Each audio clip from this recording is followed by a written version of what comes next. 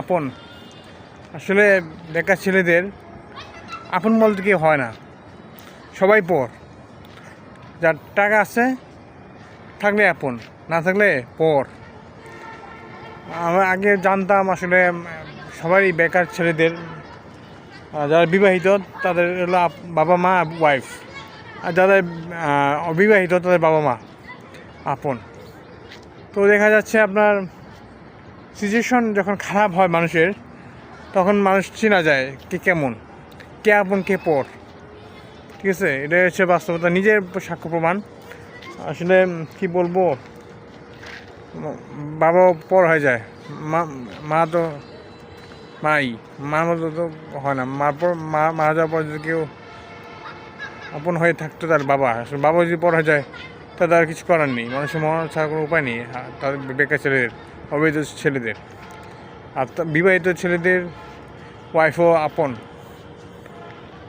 বাবা মার পরে যদি আপন হয় তার ওয়াইফও যদি স্বার্থপর হয়ে থাকে বাবা মার মতো, তাহলে তো ছেলে জিন্দা লাশের মতো বেঁচে থাকে। কিন্তু আল্লাহ আমি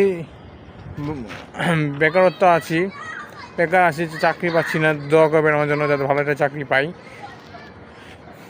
ওয়াইফ আমার অনেক সাপোর্ট করতেছে, আমার ওয়াইফ আমাকে যতটুকু তার সম্ভব আমাকে সাপোর্ট করতেছে, তাকে আমি ধন্যবাদ জানাই ওয়াইফকে। আমি প্রায় 6 মাস যাবত এখন বেকার আছি।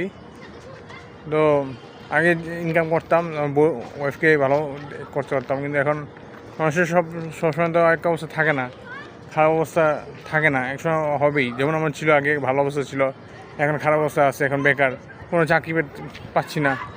তো এখন বেকারই বললেই চলে। তো সেখানে এখন ওয়াইফ আমাকে অনেক সাপোর্ট করতেছে, তাকে অসংখ্য ধন্যবাদ। আল্লাহ যাতে আমার ওয়াইফকে সবসময় ভালো রাখে, সুস্থ রাখে, বাবাকে যাতে ভালো রাখে। আসলে যতই পর হোক, মানুষের ক্ষতি আমি কখনো চাইবো না। বাবা তো, আল্লাহ যাতে বাবাকে হেদায়েত দান করে সুস্থ রাখে, আর কি। আপন বলতে মানুষ কেউই হয় না আর কি। দোয়া করবেন, ভালো থাকবেন সবাইকে। আসসালামু আলাইকুম।